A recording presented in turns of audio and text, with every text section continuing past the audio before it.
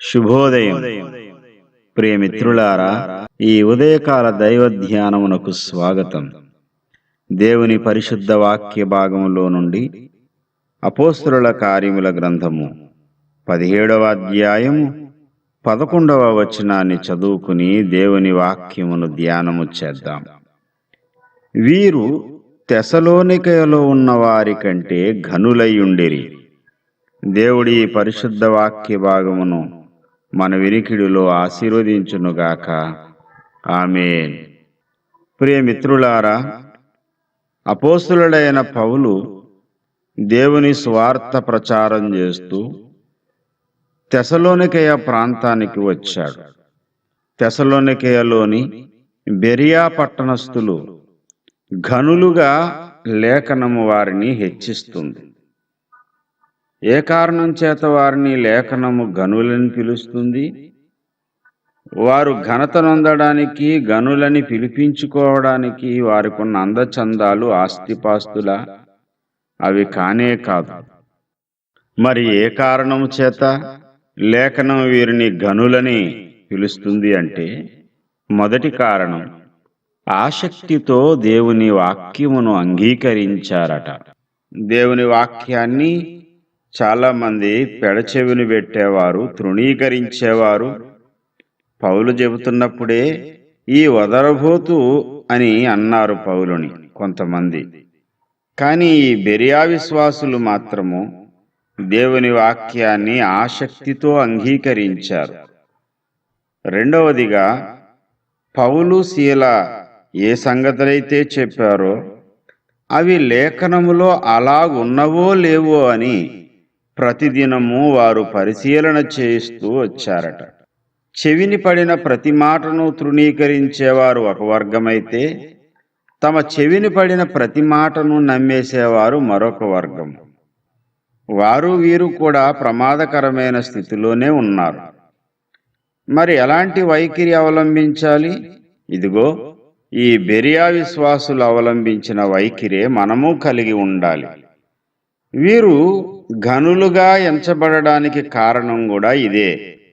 ఆసక్తితో వాక్యం విన్నారు. అయితే ఆ విన్న వాక్యాన్ని లేఖనములతో సరిపోల్చుకుని చూసుకున్నారు. పౌలు శీలలు ప్రకటించిన విషయాలు లేఖనములో అలాగు ఉన్నవో లేవో అని ప్రతిదినము పరీక్షిస్తూ వచ్చారట. ఈ రోజుల్లో మన చేతుల్లో ప్రింటెడ్ బైబిల్ ఉంది. మరి ఆ దినాలలో ప్రింటెడ్ బైబిల్ లేదే.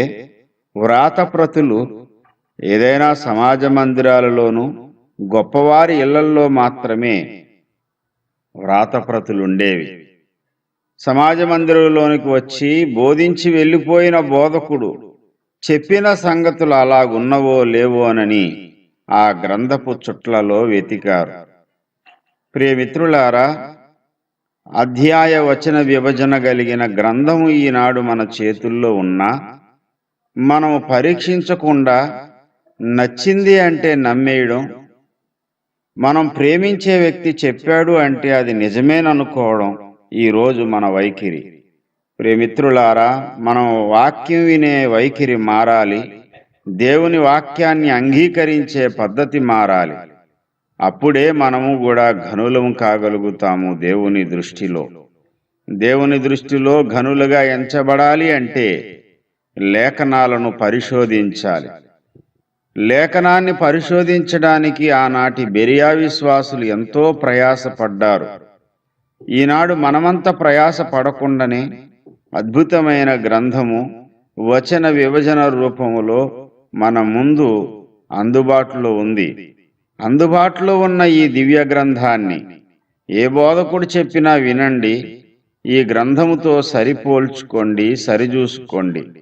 లేఖనం ఏమి చెప్పుచున్నది అనే వైఖరి ఈనాడు కరువైపోయి, మా అయ్యగారు ఏమి చెప్పుచున్నారు అనే వైఖరిలోనే బ్రతుకుతున్నారు.